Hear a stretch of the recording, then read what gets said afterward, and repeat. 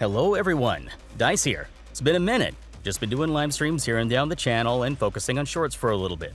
I wanted to talk though about an issue I had, one that I came across while I was making David Martinez in the last video for the rolling series. I'll link it above in case you want some better context about what I'm talking about. Now, for what I'm about to go over, I expect it to be obsolete here soon, as we all know that the Cyberpunk Edgerunners Mission Kit is on the way, with the 2077 setting finally being detailed for Cyberpunk Red. And for those who don't know, Cyberpunk Red, it's the tabletop game that basically spawned 2077. It's just the newest version. Now, the problem is this. 2077 setting is not Red setting, at least time-wise. Same universe, same everything else. It's just there is more than 30 years between them. Red takes place in the year 2045, and Cyberpunk 2077 is, well, in 2077. And for people who are coming in either from CD Projekt Red's game or from watching Edgerunners, they have this expectation whenever they're coming into Cyberpunk Red. They're thinking things are going to be very, very similar. And for the most part, they are.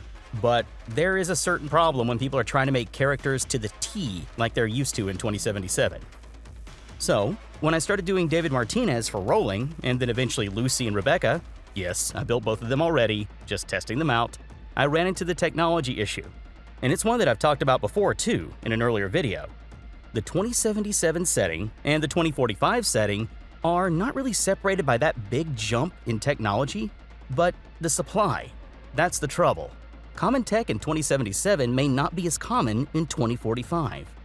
To give a straight example, I'll point out a choice that I actually had to make when I was making David. David's a kid, but he is already packing very certain pieces of non-intrusive cyberware. Or at least it looks that way on the outside. When making a Cyberpunk Red character, specifically a complete package one, you have a set amount of eddies to spend on starter gear. This includes your cyberware. The total is approximately 2,550 eddies.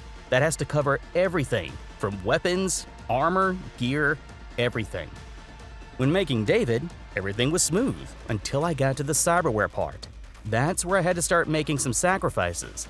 And the prime example of one I had to make is this, his chipware sockets. It doesn't seem like much, but this alone has a 500 eddy investment in Cyberpunk Red. I had to choose either this or an interface plug, which I felt was more useful overall for fresh beginners, which, in itself, is another 500 eddies. Take into account that I had to put in an internal agent. Long story short, those are where you get the holo calls and texts that you see in the show and in the game. It's an internal phone. So, alone, those pieces don't really seem like much. Total of 600 eddies, right? But they require foundation cyberware too. The internal agent requires a cyber audio suite, which costs 500 eddies. The chipware socket requires a neural link, which is another 500 eddies.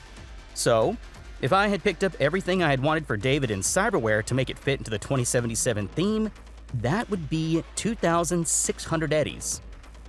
Doesn't really work out with the rest of that total, does it? Because you forget I had to factor in the Sandevistan too. See the trouble now? If you're coming into Cyberpunk Red and wanting to make a Cyberpunk 2077 themed character, you're going to be dealing with the economy and supply. Because just going off of the amounts that I just listed, that takes up everything of your budget when it comes to making your character. And that's not going to work in Cyberpunk Red at all. In the 2077 video game, almost everyone has internal agents, or at least agents linked to tech lens in their eyes. So, fitting the theme, you have to make a choice and sacrifices. So you can't really get exactly what you want. So, that's the problem. This is definitely what I expect to be obsolete soon, knowing the folks over at TaleSpire Games. A note here too, this is not something that I'm going to lay out detailing rules for or anything like that. I'm going to give you an idea instead, and it's up to you as a GM or player to make it fit. Each table is different, remember that. Don't force this on anybody else. So those pieces of cyberware, to me, are baseline of the 2077 setting.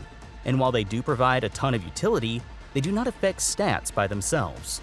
What I suggest, only suggest, is when you're going the route of a 2077 themed game, give your players this kind of an option, a foundation kit. Offer them the Cyber Audio Suite, Internal Agent, and Neural Link for half of their price. Then, have them choose either the chipware socket or the interface plug as one additional half-price installation, and make sure to state that this can only be done during creation. From there, have a limitation that if they do accept this foundation kit, they are not allowed to purchase any cyberware during creation that ups their direct core stats. Nothing that boosts body or anything like that. One of the main ways balance is kept in creation is by a limit of funds. And by doing this, you're giving your players an additional 800 eddies to spend. A lot can be done with this, and yes, I totally expect people to buy the choice they did not go with too. Totally fine to me if you ask me. At first I was like, oh, just give it to them all for free, but that really was a bad first thought, and I scrapped it quick. Because I know my players. I don't know your players though, or your table, so you may take that route, but be prepared. You may just break your game right off the bat. You even get warned of this in the core rulebook, so yeah, proceed with caution. I recommend only offering this kind of foundation kit for 2077 themed games, not games set in Red's 2045. That's only a recommendation though, you're free to do whatever you like, and I don't intend to do this for any of my builds in the rolling series, as what I'm doing is making 2077 characters for Cyberpunk Red, in that setting. I hope this was some good food for thought, and I hope this makes doing a 2077 themed game a little bit easier for you if you're giving the Cyberpunk Red tabletop game a shot. Take care, and I hope you find yourselves a good table, and happy holidays.